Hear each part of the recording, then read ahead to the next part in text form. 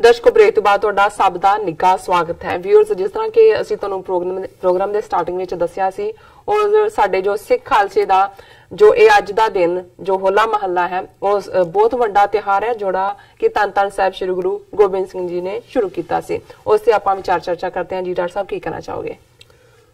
देखो, होले महल्ले संबंधित मैं पहले सैगमेंट च जिहड़ी है जानकारी दे दी है जी। गुरबाणी च क्योंकि होली और होला जिहड़ी है वो नाल जुड़े हुए ने। जिस दिन होली हुंदी है, जिवें कल होली सी तो उस तो अगले दिन होला महल्ला हुंदा है। ये हिंदू कैलेंडर दी मिसचिफ है। और होला महल्ला 10वें पातशाह ने 1700 ईस्वी दे विच जिहड़ा इहनूं स्थापित कीता जिहड़ा कि ਜ਼ਾਹਰ है जिहड़ा एक खालसे दे अंदर वीर रस जंगजू ਜਿਹਨੂੰ ਅਸੀਂ ਕਹਿੰਦੇ ਆ ਸਪਿਰਿਟ ਭਰਨ ਦੇ ਲਈ। ਔਰ ਇਸ ਲਈ ਜੇ ਕਿਸੇ ਨੂੰ ਐਕਸਕਲੂਸਿਵ ਖਾਲਸੇ ਦਾ ਫੈਸਟੀਵਲ ਕਹਿਣਾ ਹੋਏ ਸਾਰੇ ਪੀਰੀਅਡ ਬਾਕੀ ਤਾਂ ਪਿਛਲੀ ਲੈਗੇਸੀ ਸੀ ਉਹ ਹੋਲਾ ਮਹੱਲਾ ਹੀ ਹੈ। ਔਰ ਜ਼ਾਹਰ ਹੈ ਆਨੰਦਪੁਰ ਸਾਹਿਬ ਦੇ ਵਿੱਚ ਉਹ ਸਪਿਰਿਟ ਬੜੀ ਵਿਜ਼ੀਬਲ ਹੁੰਦੀ ਹੈ। ਹੋਲੀ ਦੇ ਹਵਾਲੇ ਨਾਲ ਕਿਉਂਕਿ ਜਿਵੇਂ ਅਸੀਂ ਪਹਿਲੇ ਸੈਗਮੈਂਟ 'ਚ ਦੱਸਿਆ ਹੈ ਕਿ ਵੀ ਕਿਵੇਂ ਇਸ ਨੂੰ ਹੋਲਕਾ ਦੇ ਨਾਲ ਜੋੜ ਕੇ ਔਰ ਗੰਦਾ ਰੰਗਾਂ ਦਾ ਤਿਉਹਾਰ ਔਰ ਇੱਕ ਦੂਜੇ ਦੇ ਉੱਤੇ ਗੰਦ ਔਰ ਭੰਗ ਔਰ ਸ਼ਰਾਬ और रासलीला वो सारा उसका हिस्सा बने। सो इधर मैं ये देख रहा सी कि पंजवें पातशाह का शब्द जिहड़ा कि बसंत राग दे विच है, बसंत महला पंजवां, उहदे च उन्हां ने जिहड़े रब दे बंदे ने उन्हां दी होली की है इस दे उत्ते उन्हां दा शब्द है कि गुर सेवों कर नमस्कार, आज हमारे मंगल चार, आज हमारे महा आनंद, चिंत लथी भेटे गोबिंद, आज हमारे गृह बसंत, गुण गाए प्रभ तुम बेअंत, आज हमारे बने फाग, प्रभ संगी मिल खेलन लाग, होली कीनी संत सेव, रंग लागा अत लाल देव, मन तन मौल्यो अत अनूप, सूकै नाही छांव धूप, सगली रूती हरिया होए, सद बसंत गुर मिले देव, बिरख हरियो है पार जात, फूल लागे फल रतन भांत, तृप्त अघाने हर गुणा गाए, जन नानक हर हर हर ध्याए।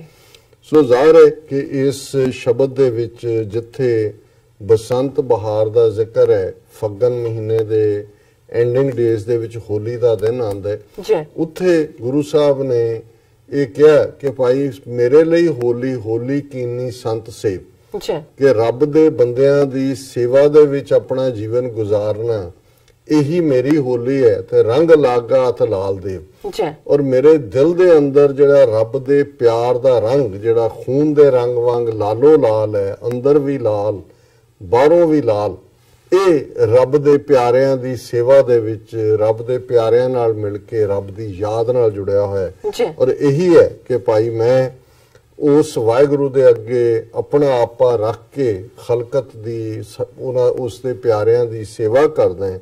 और इसलिए आज हमारे मंगल मेरे अंदर हमेशा ही जिहड़ा वो खुशी और आनंद रहिंदा है।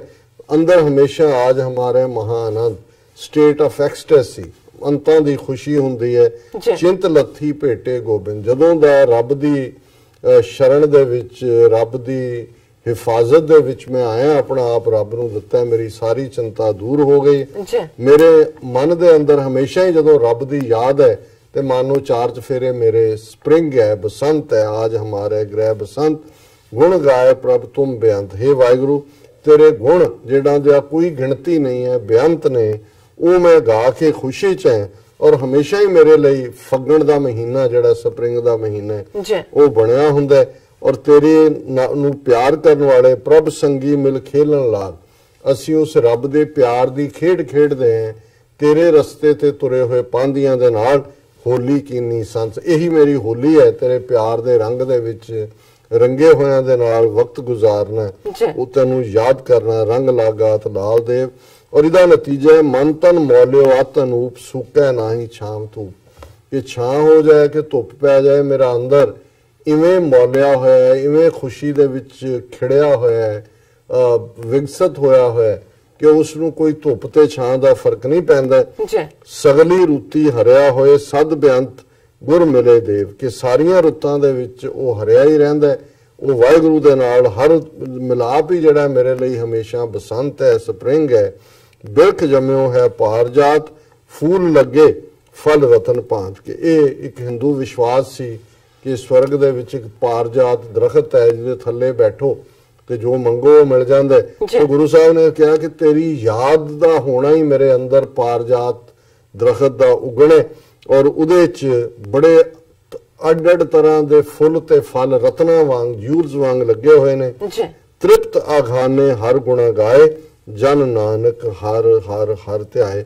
ਕਿ ਭਾਈ ਮੈਂ ਵਾਹਿਗੁਰੂ ਦੇ ਗੁਣ ਗਾ ਕੇ ਤ੍ਰਿਪਤ ਹੈ, ਮੇਰੇ ਅੰਦਰ ਆਨੰਦ ਹੈ, ਤੇਰਾ ਜਨ ਬਣ ਕੇ ਮੈਂ हे ਵਾਹਿਗੁਰੂ ਤੇਰੇ ਗੁਣ ਗਾਉਂਦਾ ਹੈ।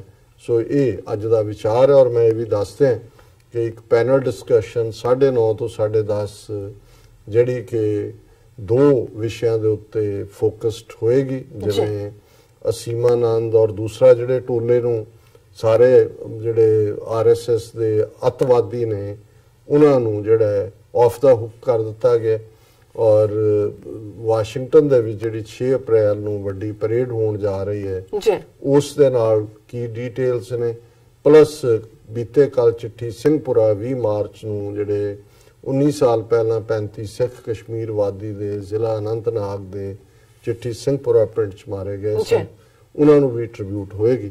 ਸੋ ਦਰਸ਼ਕ ਜਿਹੜੇ ਨੇ ਟਿਊਨ ਇਨ ਰਹੇ ਜੀ। ਡਾਕਟਰ ਸਾਹਿਬ ਤੁਹਾਡਾ ਬਹੁਤ ਬਹੁਤ ਸ਼ੁਕਰੀਆ, ਤੁਸੀਂ ਅੱਜ ਦੇ ਐਮ ਇਸ਼ੂ ਤੇ ਅੱਜ ਦਾ ਵਿਚਾਰ ਸਾਰੇ ਦਰਸ਼ਕਾਂ ਨਾਲ ਸਾਂਝਾ ਕੀਤਾ। ਇਸ ਆਪਣੇ ਵਿਊਅਰਸ ਕੋਲ ਨੇ ਇਜਾਜ਼ਤ। ਵਿਊਅਰਸ ਤੁਹਾਡਾ ਬਹੁਤ ਬਹੁਤ ਸ਼ੁਕਰੀਆ, ਤੁਸੀਂ ਆਪਣੇ ਕੀਮਤੀ ਸਮੇਂ ਵਿੱਚੋਂ ਸਮਾਂ ਕੱਢ ਕੇ ਸਾਨੂੰ ਆਪਣੇ ਰਾਏ ਤੇ ਸੁਝਾਅ ਭੇਜੇ ਨੇ। ਤਾਂ ਭੇਜਦੇ ਰਹਿਣਾ ਸਾਡੇ ਇਸ ਪਤੇ ਤੇ sos@tv84.tv ਤੇ। ਅਸੀਂ ਆਪਣਾ ਪ੍ਰੋਗਰਾਮ ਲੈ ਕੇ ਫਿਰ ਦੁਬਾਰਾ ਤੁਹਾਡੇ ਸਾਹਮਣੇ ਆਵਾਂਗੇ। ਤਦ ਤੱਕ ਲਈ ਮੈਨੂੰ ਤੇ ਆਪਣਾ ਸੁਣਾ ਗਿਆ ਦੋ ਦੇਖਦੇ ਰਹੋ TV84 ਬੁਲਾ ਦਿਓ ਫਤਿਹ। ਵਾਹਿਗੁਰੂ ਜੀ ਕਾ ਖਾਲਸਾ, ਵਾਹਿਗੁਰੂ ਜੀ ਕੀ ਫਤਿਹ।